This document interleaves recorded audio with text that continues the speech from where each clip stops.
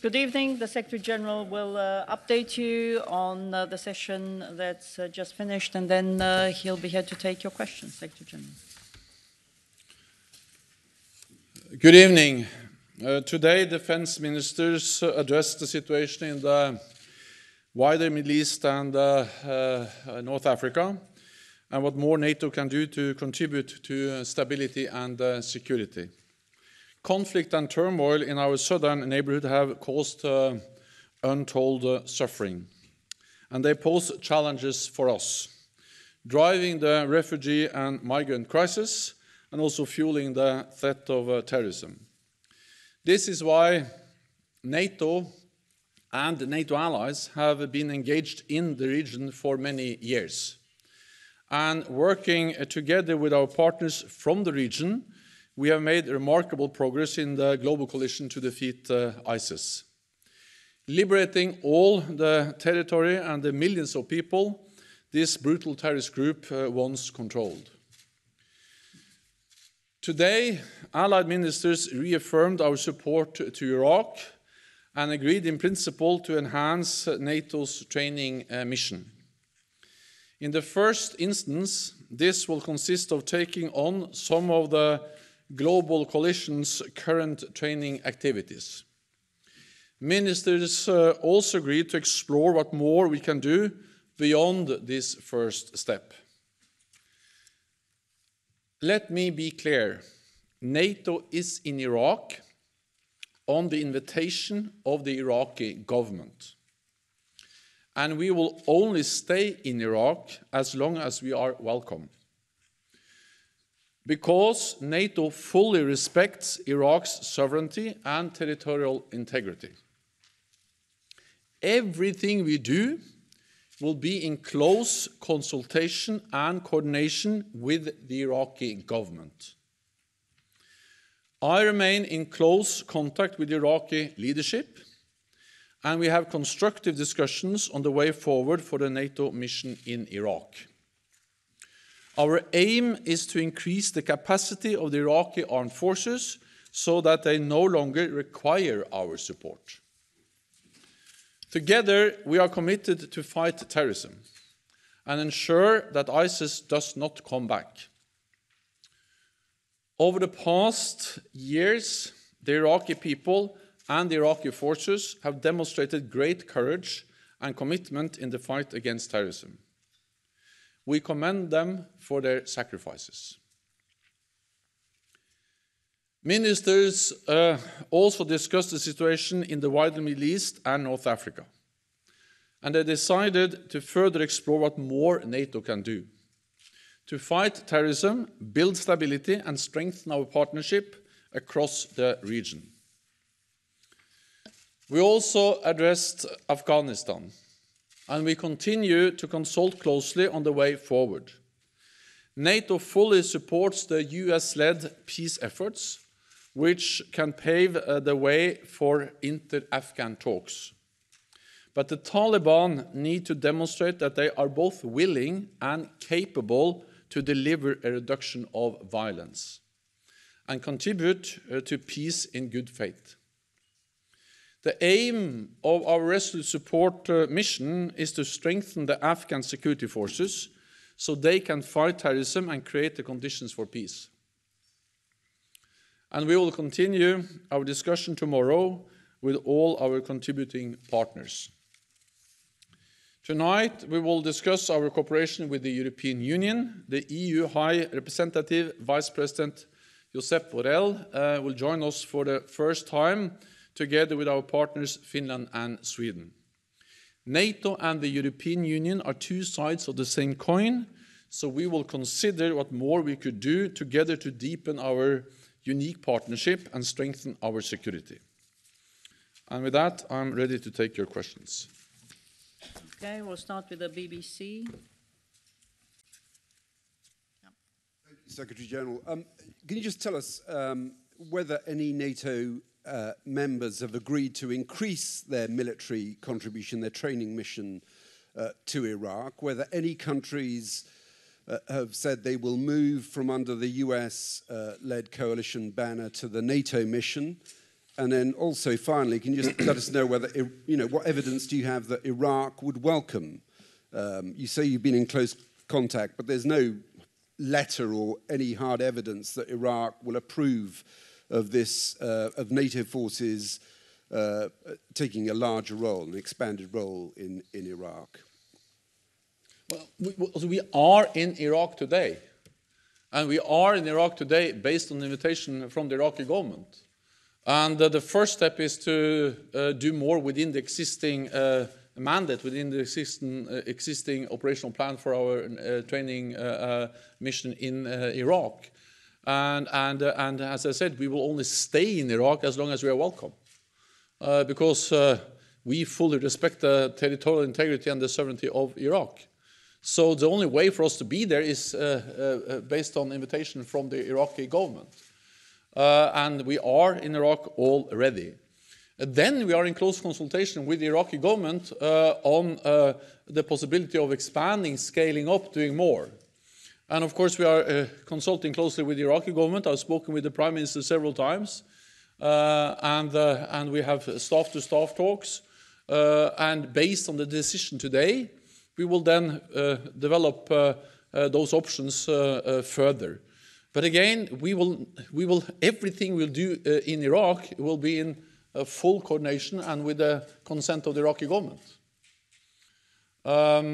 Then several allies, or all allies actually, supported the decision to do more and also to take over some of the activities which is today conducted by the US-led global coalition to defeat ISIS.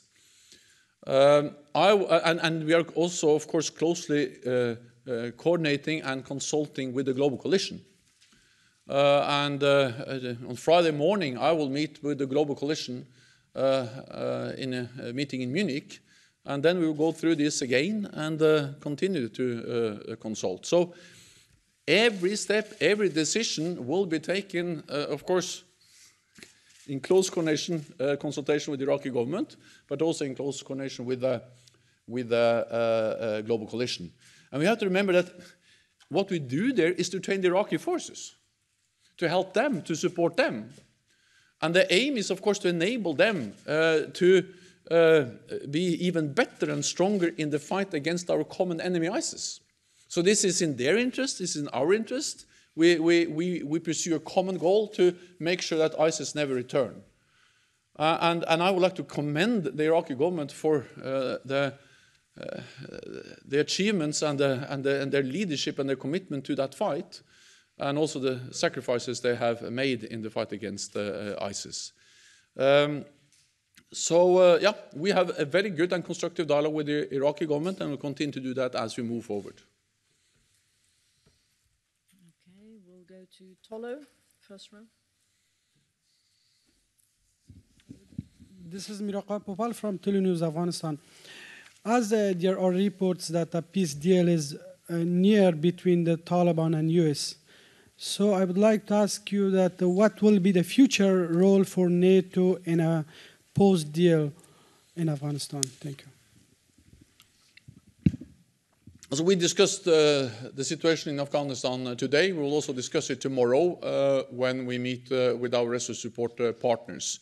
We welcome any step towards a reduction of violence in Afghanistan, and we strongly support the peace process, any initiative to establish an inter-Afghan dialogue. And that's exactly the aim of the dialogue, the talks between the Taliban and the United States, is to facilitate, create the conditions for an agreement to initiate inter-Afghan dialogue. Because the only way to create lasting and sustainable peace in Afghanistan is, of course, to have the Afghans owning the peace process and agreeing on the way forward. We strongly believe that, and we also consult closely with the United States. Secretary Esper briefed allies today. Ambassador Khalilzad was in NATO recently and updated and consulted with allies on the efforts to reach an agreement with the Taliban. Taliban has to show and demonstrate a real willingness, and that they are capable of delivering reduction in violence. And Taliban has to also understand that they will never win on the battlefield. They have to make real compromises around the negotiating table. And that's exactly why the best way NATO can support the peace process is to continue to support, train, assist and advise the Afghan security forces and continue to provide funding. We are committed to do that. And then, of course, it will depend on the inter-Afghan dialogue and the results of a peace agreement in the future. That will decide what role NATO can play in the future in Afghanistan. The important thing today is that we are committed and we are ready to continue to provide support as long as that is wanted and needed to create the conditions for a lasting peace. James? Yes, Brooke Signer, Jane's Defense Weekly. 2 questions, if I may. How do you personally assess the risk that NATO's presence in Iraq will stretch into many years like that in Afghanistan? High risk or low risk? And on a separate issue, the reflection group on NATO's future external stance, was this discussed today, and what did the ministers agree to do? Thank you. I didn't get the last question. The reflection, this... Oh, yeah, the reflection. Yeah, sorry, group. yeah. I understand. What's going to happen, and what did they agree on? Thank you. Also, NATO is a military alliance, and we have been conducting operations in many places where we are faced with threats and challenges. That's part of being a military alliance. But at the same time, I think that we have demonstrated throughout our history and through the way we have conducted all our military operations and missions that we are always concerned about, and our top priority is the protection of forces.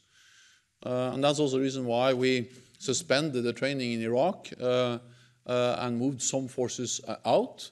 But we still have forces in Iraq, and we will resume the training activities as soon as possible. So we always give the fullest possible attention, or give highest priority to the security of our forces, also when we are operating in difficult and challenging places. Then on the reflection process, we agreed to launch a reflection process in NATO to strengthen the political dimension of NATO. I think what we have seen over the last years is a significant strengthening of our military capabilities. The biggest reinforcement of our collective defense since the end of the Cold War has taken place in NATO over the last years. High readiness of forces, deployment of forces in the eastern part of the alliance, increased defense spending, and more training, and also North America and Europe doing more together, including with the battle groups in the eastern part of the alliance. At the same time, NATO is a military and political alliance, and therefore I also welcome any reflection, any ideas to how we can further strengthen the political dimension of NATO. And we are preparing that reflection process, and the idea is then to have this process and then to put forward proposals for the leaders meeting or the summit in NATO in 2021. Okay. We had Shamsat. Thank you, Mr. Secretary. As we all know that Afghan security and defense forces are in the front line of the war against terrorism in Afghanistan. So what plan NATO has for strengthening Afghan forces, and how much longer will NATO continue its support? Thank you. There are many difficulties and many problems in Afghanistan. But at the same time, we have to also recognize that we have made some serious and real progress in some areas. And one of those achievements we have made together is that we have been able to train and strengthen the Afghan army and security forces. We have to remember that not so many years ago, NATO was in Afghanistan with a big combat operation with more than 130,000 troops in a combat operation. Now the NATO presence is a 16,000 large train, assist and advise mission. And we are able to do that, so we have been able to do that, reducing our presence from 130,000 to 16,000, because the Afghan forces are more capable, more professional, and they are now able to be in the lead for the responsibility of the security in their own country. So we have achieved a lot by strengthening the Afghan army and security forces. We will continue to train them. We are working on many different strands together, including helping them to develop Air Force, Special Operation Forces, command and control, and in many other areas. And we see the results because now the Afghans have an Air Force. They are able to conduct also air operations themselves. They have much larger special operation forces than they had before. So we see step by step that by providing training and assistance, we are helping the Afghans to protect and help themselves. Okay, we have the lady in blue over there in the middle. Yeah.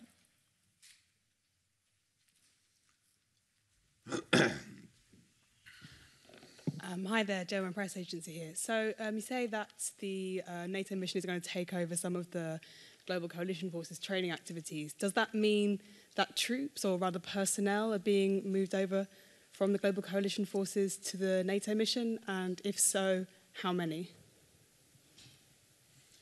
Today we have made a decision in principle. Then we will continue to work on the details and the numbers and exactly what kind of activities. That's too early to say today. But again, we are in close coordination and consultation with the global coalition. And we have to remember that all NATO allies are a member of the global coalition.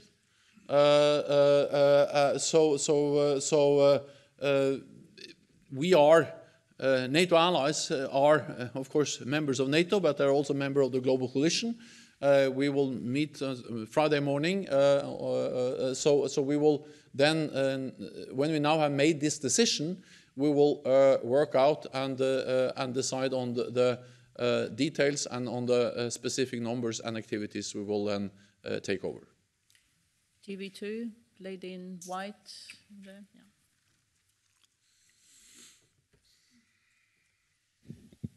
Yes, Mr. Secretary General, as we have learned that you have hoped from the NATO side to be able to give out a public or joint statement with the Iraqi government today about the NATO mission in Iraq. That didn't happen.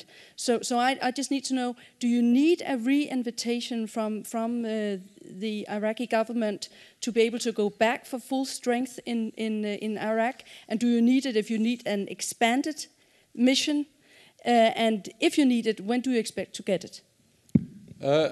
Well, we are already in Iraq based on an invitation from Iraq, and we will only stay in Iraq as long as we are welcomed. And every step, every decision will be taken in close coordination with the Iraqi authorities. And we have to also remember that what we are doing is to train the Iraqi forces.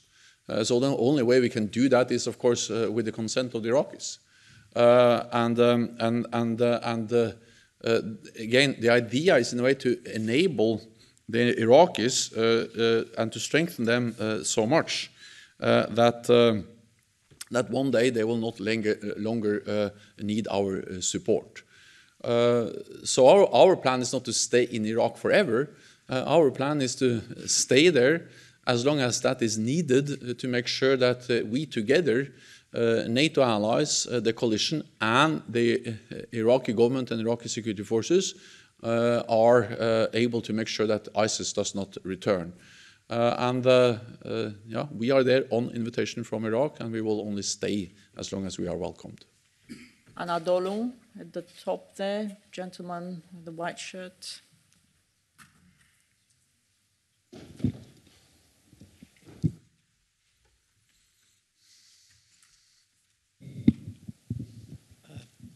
Mr. Secretary General, in which extent military escalation by Russia-backed regime forces in Idlib came into discussion today, and should we expect any concrete support from NATO to its ally Turkey? Thank you. The situation in Idlib was raised during our discussion today, and what we see there now is the consequences of brutal use of violence, horrendous attacks against innocent civilians, and indiscriminate bombing of civilian targets.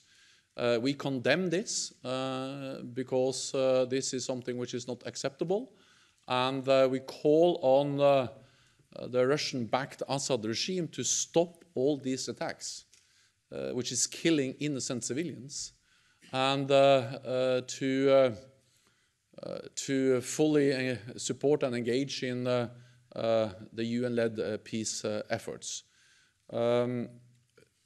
NATO provides support to Turkey today.